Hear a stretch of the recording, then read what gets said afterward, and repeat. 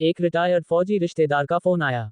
बोला, सुबेग सिंह की फोटो अपनी फेसबुक प्रोफाइल से हटा दे, वो देश का बागी था। नहीं तो मुझे मजबूरन तुम्हें अपनी फ्रेंड लिस्ट से हटाना पड़ेगा। मैंने उसी वक्त उसे हमेशा के लिए अलविदा कह दिया। फिर सोचा, चलो इस बागी के जीवन पर थोड़ी खोज की जाए और जनता की कचहरी में साझा किया जाए।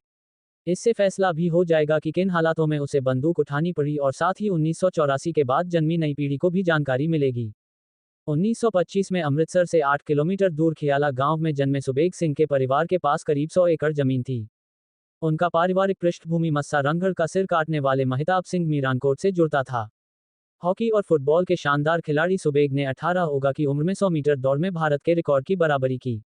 1943 में खालसा कॉलेज, अमृतसर से हजारों उम्मीदवारों में से केवल वही मिलिट्री ऑफिसर ट्रेनिंग अकादमी के लिए चुने गए। द्वितीय विश्व युद्ध 1945 तक में बहादुरी से लड़े। फिर 1948 में कश्मीर में हुई घुसपैठ को डटकर रोका। 1962 की चीन के साथ जंग में पूरी ताकत से लड़े। 1965 में पाकिस्तान के साथ जंग शुरू ही हुई थी कि हाजी पीर मोर्चे पर घर से टेलीग्राम आया कि उनके पिता भगवान सिंह का निधन हो गया। छुट्टी मिल सकती थी, लेकिन उन्होंने संदेश वाला कागज जेब में रखा और दुश्मन के खिलाफ मोर्चे पर डट गए। जब दूसरों को इसकी भनक पड़ी, वे हैरान रह गए।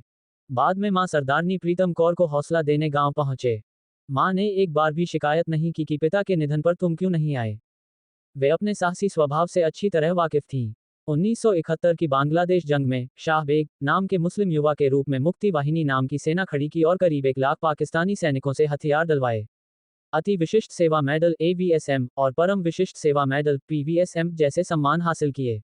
मिलिट्री साइंस और ऑपरेशनल टैक्टिक्स के विशेषज्ञ इस अफसर ने कई महत्वपूर्ण पदों पर काम किया। 1972 में GOC general officer commanding in chief बनाए गए और मध्य प्रदेश, बिहार और उड़ीसा का प्रभार दिया गया।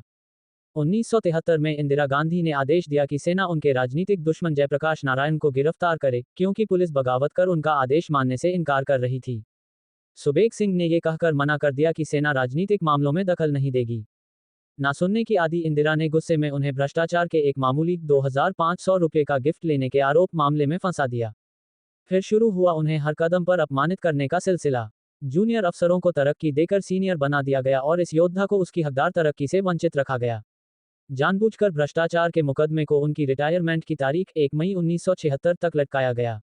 फिर और अपमान करने के लिए रिटायरमेंट से ठीक एक दिन पहले 30 अप्रैल 1976 को बिना कोर्ट के फैसले की प्रतीक्षा किए नौकरी से बर्खास्त कर दिया गया। एक देश के प्रति समर्पित फौजी के लिए इससे बड़ी नमोशी की बात क्या हो सकती थी। इसी दौरान उनकी पत्नी को कैंसर हो गया और बच्चों की पढ़ाई भी बुरी तरह प्रभावित हुई। आखिरकार जमीर पर गहरी चोटें सहते हुए इस माझे के इस जनरल का मिलन उस जनरल से हुआ जो शारीरिक मृत्यु को तुच्छ समझता था। 6 जून 1984 को दोपहर 12 बजे जनरल सुबेग सिंह की मृतदेह को रस्सियों से बांधकर श्री अकाल तख्त साहिब की बेसमेंट से घसीटकर बाहर लाया गया। पहले उनकी मृतदेह को ठोकरें मारकर अपमानित किया गया, फिर उनके शव के पास खड़े होकर फोटो खिंचवाए गए। अजीब इत्तेफाक था कि जिस फौजी जनरल ने 1 लाख दुश्मन सैनिकों से हथियार डलवाकर भी उनके सम्मान का पूरा ख्याल रखा, उसी की लाश को उसके अपने ही विभाग वालों ने पैरों तले रौंदा। एक और अजीब इत्तेफाक ये था कि जिस भ्रष्टाचार के आरोप के आधार पर उन्हें सेना से बेइज्जत कर निकाला गया था, उसी मामले में सुप्रीम कोर्ट ने उन्हें बाइज्जत बरी कर दिया।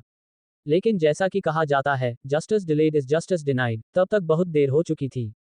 ये बागी दुनियावी अदालतों का मजाक उड़ाता हुआ बहुत दूर जा चुका था।